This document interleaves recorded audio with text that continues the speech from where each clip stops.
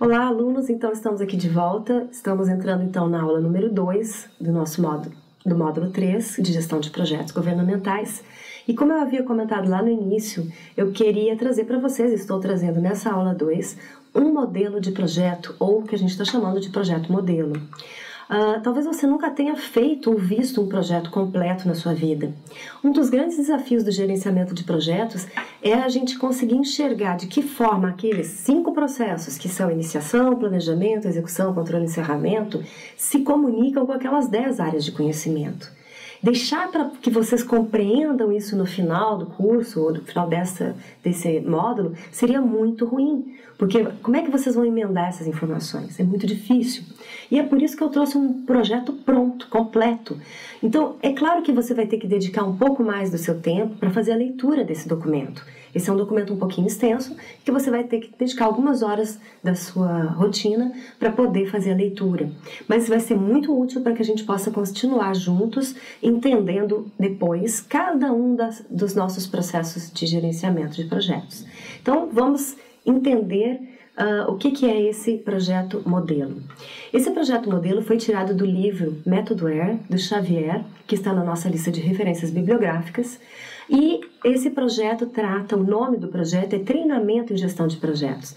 Então vamos imaginar que uma organização qualquer resolveu fazer um projeto que se chama Treinamento em Gestão de Projetos. Aí mesmo onde você trabalha, imagine que vocês decidiram, olha, precisamos entender melhor a gestão de projetos.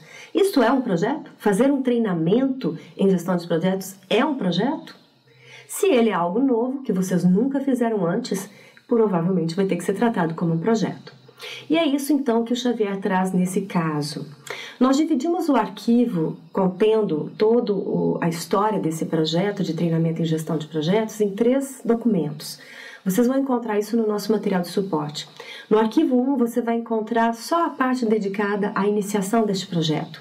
No arquivo 2 você vai encontrar todo o planejamento, englobando então aí as 10 áreas de conhecimento. E depois no arquivo 3 vocês terão o resto do sequência de projetos, que seria execução, controle e encerramento. Então faça a leitura atenta, construindo para você mesmo, à medida que você vai lendo esses capítulos, um esquema. Esse esquema pode ser um mapa mental, eu não sei se você conhece o mapa mental, mas está aí apresentado no nosso slide, né? O mapa mental é uma árvore de raciocínio, você pode construir isso à medida que você vai fazendo a leitura, para ir fixando o que você está compreendendo. Ou pode, inclusive, desenvolver fluxogramas semelhantes ao próprio fluxograma que aparece dentro do próprio conteúdo que você está lendo. Então, vamos dar início ao entendimento desse projeto modelo. Então, conforme vocês virem no primeiro fluxograma, o nosso autor, o Xavier, ele coloca ali como uma primeira informação de entrada que seria elaborar a proposta de projeto. São 4 caixinhas, né, que você pode observar aí dentro da nossa figura. Você tem aí a primeira, que é elaborar a proposta de projeto, você tem aí obter a aprovação da gerência, depois selecionar projetos e autorizar a realização. São 4 ações importantes dentro da etapa chamada iniciação. Para que serve a iniciação? Ora, a iniciação é quando surge uma ideia de um projeto, de um cliente. Então, esse cliente interno ou externo vai chegar para alguém dentro da sua organização e dizer, olha, eu gostaria muito que fosse desenvolvido, por exemplo, um treinamento em gestão de projetos aqui na nossa empresa. E você vai elaborar uma proposta.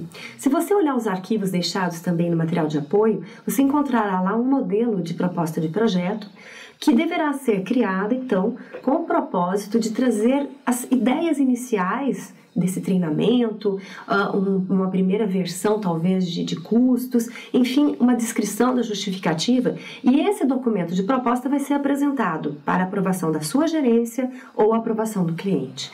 Por isso, no seu fluxograma, você tem ali uma situação de sim e não, né? Você tem uma decisão ali de está aprovada a proposta, senão ela tem que voltar para um esforço de melhoria dessa proposta, e assim que ela estiver aprovada, ela passa para a fase subsequente, que seria a autorização da realização de projeto. Você está vendo que tem 2 tomadas de decisão, né? Na primeira você aprova, o cliente depois também aprova, a gerência aprova, o cliente aprova, e se ninguém estiver achando interessante a execução, ou seja, se esse projeto não está alavancando nenhum objetivo estratégico, se na verdade esse projeto não trará um verdadeiro benefício, nós podemos simplesmente fazer o quê? Nós podemos fazer o arquivamento dessa proposta. Mas, se tanto a gerência quanto o cliente decidirem que vale a pena fazer o projeto, nós passamos então para a elaboração do termo de abertura de projeto. Bom, qual é o conteúdo que nós encontramos dentro então de um termo de abertura ou um Project Charter? Vocês vão ver ali também no apêndice deixado no material de apoio que você tem desde a justificativa do seu projeto, por que estamos fazendo, você vai encontrar lá os objetivos desse projeto, vai encontrar a descrição de qual é o produto gerado por este projeto, quais são as premissas, quais são as restrições, enfim, uma série de informações que são muito importantes. Então, o Project Charter é o documento que existe no processo de iniciação e que formaliza, então, a aprovação de uma ideia ou de uma demanda que veio do cliente para a realização de um produto, de um serviço ou de um novo processo dentro da sua organização. Isso é a iniciação. Leia com atenção, então, o capítulo que trata deste tema. Bom, feita a leitura da fase de iniciação, vamos passar para o planejamento do nosso projeto. Se você observar o nosso fluxograma, ele começa ali, como tendo informação de entrada do nosso planejamento, exatamente as informações que vieram da iniciação. Se você olhar uma caixinha que aparece ali, que se chama Levantar Partes Interessadas, na 5ª edição do PMBOK, essa ação, Levantar Partes Interessadas, ela ainda é parte da iniciação. Isso se modificou, por isso que no capítulo que você recebeu do livro do Xavier, ele ainda mostra como era na 4ª edição do PMBOK, tá? E ele coloca esse levantar partes interessadas, talvez aí dentro do planejamento. Mas ele ainda é uma ação da iniciação. Essas são as duas entradas, ou as duas informações de entrada dos nossos processos de planejamento. Para que serve o processo de planejamento? Ora, eu já tenho uma ideia, mas quais são os recursos? Quanto efetivamente vai custar? Quanto tempo vai levar para realizar esse projeto? Quem deverá ser consultado a respeito das suas demandas em relação a esse projeto? Enfim, são tantas as perguntas que nós temos, são exatamente os subprocessos de planejamento que vão nos auxiliar a compreender muito mais todo o contexto do nosso projeto e reduzindo as incertezas. O propósito do planejamento é reduzir incertezas. Nós não falamos que projeto é algo novo? Ora, se é novo, está cheio de incertezas, portanto o planejamento tem esse propósito. Vamos aprofundar no entendimento para reduzir as incertezas do nosso projeto. Já falamos qual é a informação de entrada, que são aquelas que vieram do Project Charter, da iniciação. Vamos passar então para os outros subprocessos. Eu gostaria de ainda chamar a atenção de vocês que nós temos ali mais 2 subprocessos, que é estabelecer a organização do projeto e formar a equipe e definir o escopo e a estratégia de projeto. Esses 3 primeiras caixinhas do nosso fluxograma, elas são muito importantes porque elas vão preparando a equipe, as pessoas, com algumas informações gerais muito necessárias. Por exemplo, qual é a estrutura organizacional, qual é os limites de autoridade desse gestor de projetos, a equipe vai ter tempo integral de dedicação ou parcial, o próprio gestor de projetos, ele pode escolher os componentes da sua equipe. São tantas perguntas iniciais aí no planejamento. Essas 3 caixinhas que aparecem no topo da nossa ilustração, elas estão tratando exatamente dessas perguntas gerais, mas que são extremamente importantes para o sucesso do projeto. Vamos entrar agora então nas demais caixas do nosso fluxograma. Estamos aí entrando na caixa P4, P5 e P6. Se vocês olharem, elas foram construídas no fluxograma do Xavier juntas. Elaborar a EAP, elaborar o cronograma e calcular o custo das atividades de projeto. Por que elas estão juntas? Porque existe uma certa relação de dependência entre elas. A gente começa o planejamento construindo um fluxograma chamado Estrutura Analítica de Projeto, EAP ou WBS. Você vai ver lá no exemplo dado no capítulo que vocês estão lendo, que o autor constrói uma figura que ilustra exatamente os conteúdos da sua EAP. É esse conteúdo que comporta o escopo do nosso projeto. A gente fala estrutura analítica de projeto, ela é uma figura que contém os entregáveis, ou o escopo do nosso projeto. É exatamente com essa estrutura que nós desenhamos depois o nosso cronograma, e é a partir dela que nós calculamos os custos do projeto. Então, essas 3 ações, elas caminham de mãos dadas dentro do planejamento. Leia o capítulo e verifique como é que o autor exemplifica isto. Uma vez construída, então, essas 3 caixinhas, nós temos ainda muita coisa no planejamento.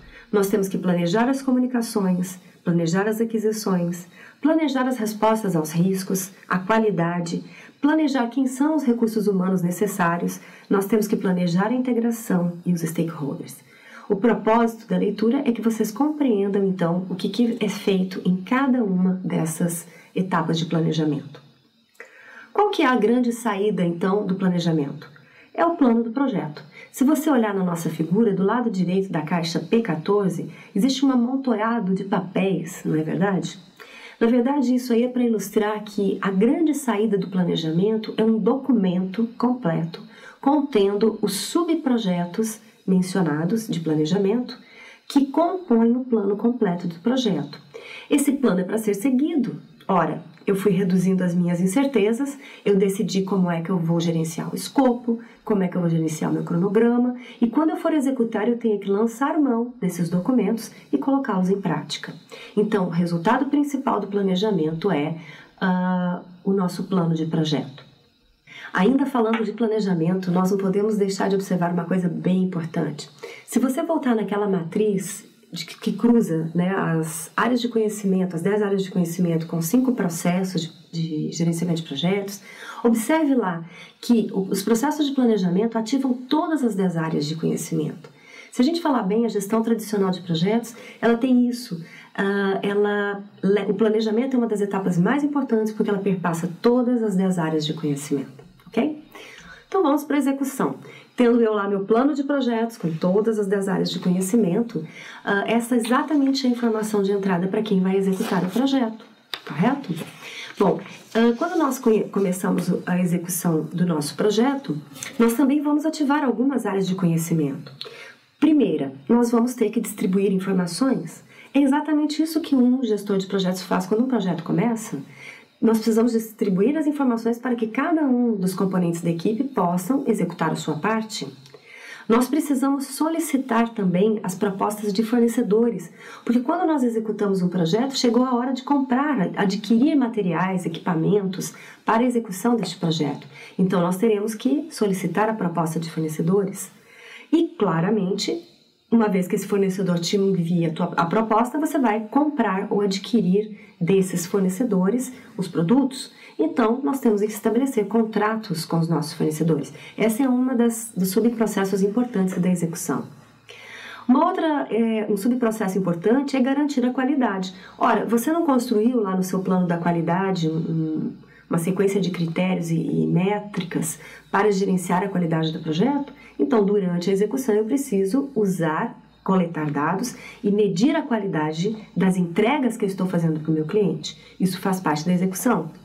Nós vamos contratar também e mobilizar a equipe, porque imagina, agora que o projeto começou, eu preciso do especialista de TI, eu preciso, por exemplo, de um especialista em uma determinada ferramenta, e se esse indivíduo não existe dentro da organização, nós temos que contratá-lo. Ou, se ele existe, nós vamos ter que negociar com o gestor funcional da área aonde esse recurso trabalha, para que ele libere esse recurso para trabalhar dentro do projeto. Bom, nós temos também que, eventualmente, desenvolver a equipe. Quantas vezes a nossa equipe precisa de algum treinamento especial? A equipe não sabe utilizar uma ferramenta, por exemplo, não sabe usar o Excel avançado. Então, nós teremos que fazer o treinamento. Então, durante a execução, tudo aquilo que nós prevíamos que seria necessário dentro dessas áreas de conhecimento que foram mencionadas, que é a gestão da comunicação, a gestão das aquisições, gestão da qualidade, gestão dos recursos humanos, nós vamos ter que colocar em dia para poder fazer a execução do nosso projeto. Qual é o resultado principal, né, as saídas principais e os desafios principais do gerenciamento da execução do projeto? Primeiro, as saídas principais são os entregáveis. Nós vamos construindo os produtos que foram previstos e vamos entregando para o cliente que deverá aprovar essas entregas. Então, a qualidade dessas entregas é algo extremamente importante. Mas para o gestor de projetos, uma das características bem importantes da execução é conseguir manter uma comunicação eficiente entre as partes envolvidas. Tem muito projeto que não funciona, que não dá certo, exatamente porque o gerente de projetos não faz a correta coordenação das informações. Por isso essa atividade aí, ou esse subprocesso de distribuir informações, é uma das principais atribuições de um gerente de projeto durante a sua execução. Então eu recomendo agora que você faça a leitura desse capítulo, que trata da execução do projeto com bastante atenção, antes de entrarmos na próxima etapa, que é o controle do projeto. Partindo então da etapa de controle, você vai observar que também para o controle, uma das nossas informações de entrada é o plano do projeto, aquele conjunto de documentos, porque foi lá no plano do projeto que nós construímos todas as medidas de controle que nós executaríamos. O que nós vamos fazer durante o controle? Observa que controle e execução são atividades que acontecem concomitantemente, porque eu estou executando e estou ao mesmo tempo controlando o desempenho do projeto. Eu estou executando e monitorando os riscos que estavam lá no meu plano de projetos. Eu estou executando e fazendo o controle integrado de mudanças. Como assim, professora? Controle integrado de mudanças? Claro. Todas as vezes que a gente constrói um planejamento, pensa comigo, planejamento é algo que eu estou fazendo para o futuro, ainda não aconteceu, correto? Então, o que acontece? No momento em que a gente começa a executar um projeto, talvez aquele planejamento feito lá na etapa de planejamento, ele não possa ser executado porque alguma coisa mudou. Vamos imaginar assim, você planejou adquirir uma determinada matéria-prima e, de repente, exatamente no momento de comprar essa matéria-prima, o fornecedor não dispõe dela. O que eu vou fazer? Eu vou ter que avaliar. Eu vou ter que voltar no meu planejamento e verificar que impacto que tem a mudança de uma determinada matéria-prima sobre o plano da qualidade, que impacto que essa mudança de matéria-prima tem sobre o tempo e sobre os custos do meu projeto. Então, durante a execução, o controle integrado das mudanças é algo fundamental. E isso significa que nós teremos que atualizar os nossos planos de projeto à medida que nós executamos e controlamos. Então, essa é uma das subprocessos aí do controle. Também precisamos obter a aceitação do escopo. Cada vez que eu entrego uma parte do projeto para o cliente, ele precisa dizer se concorda ou não, se ele está satisfeito ou não. Eu preciso contratar a qualidade e controlar a qualidade desse projeto. Eu preciso também gerenciar a equipe. Será que o desempenho das pessoas está bom? Esse também faz parte da atividade de controle. E gerenciar as partes interessadas. Porque eu posso ter várias pessoas interessadas no meu projeto e cada um deles tem um interesse diferente. Dependendo do impacto dessa parte interessada sobre esse projeto, eu vou ter que cuidar muito bem e garantir que eu estou entregando para essa parte interessada aquilo que ele espera desse projeto. Então, eu preciso gerenciar a satisfação das partes interessadas. E vou ter que administrar também os contratos, porque eu estou comprando dos meus fornecedores e, consequentemente, eu preciso administrar se esses contratos estão sendo cumpridos, se as entregas estão sendo feitas dentro dos prazos. E se esses pagamentos estão saindo também dentro daquilo que foi definido no planejamento.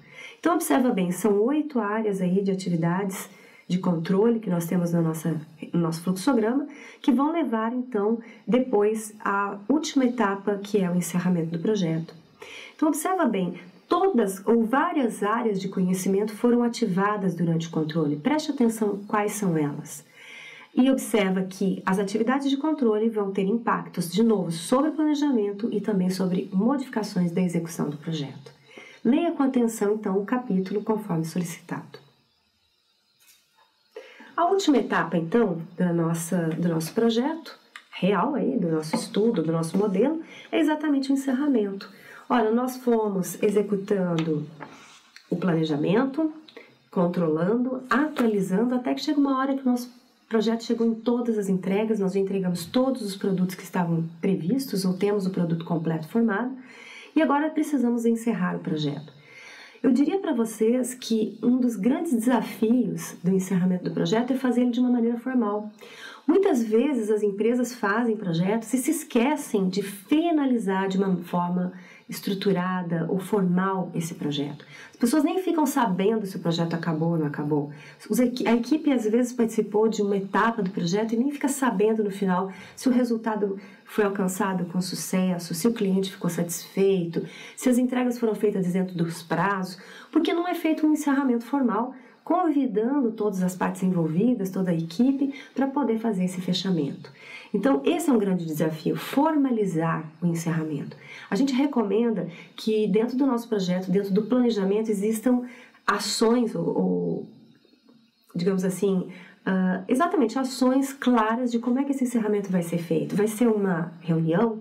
Vai ser um seminário, um workshop? Nós vamos fazer isso com todo mundo? Quem vai participar? Realmente tratar o encerramento como uma parte importante do nosso projeto. Se vocês olharem na teoria, o PMBOK diz que faz parte, os subprocessos de encerramento são fechar contratos, porque às vezes um projeto acaba, mas os pagamentos dos fornecedores se estendem ainda por alguns meses após a conclusão do projeto. Então entende-se que o projeto está encerrado quando todos os contratos estão liquidados, quando todos os nossos fornecedores estão pagos e que nós realmente fechamos essa parte financeira. Isso faz parte do encerramento e também faz parte desse encerramento analisar de uma forma coletiva quais foram as lições aprendidas e aí sim fechar aquele pacote ou aquele grande documento que formou o nosso plano de projeto. Nós observamos que a entrada desse processo é os resultados do controle de projetos e recomendamos que você leia com bastante atenção aí no capítulo do Xavier como é que ele dá essa etapa, como é que ele proporciona para nós um exemplo aí de encerramento de projetos. Então, prezados alunos,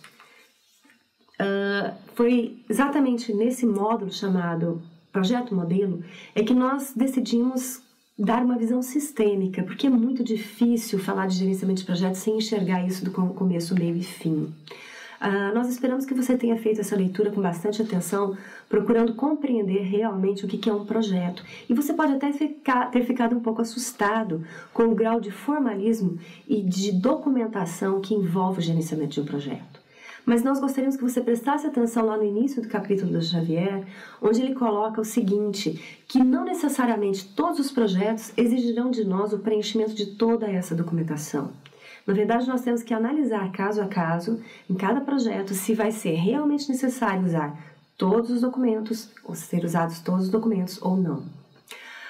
Uma outra característica que eu acho que você deve ter percebido com essa leitura é que esses processos se retroalimentam, eles são iterativos, ou seja, eu faço um planejamento, mas quando eu executo e controlo, talvez eu tenha que voltar nesse planejamento para poder fazer um reajuste dele. E isso vai acontecer frequentemente ao longo de todo o projeto. Então, é bem importante a gente ter noção dessa iteratividade.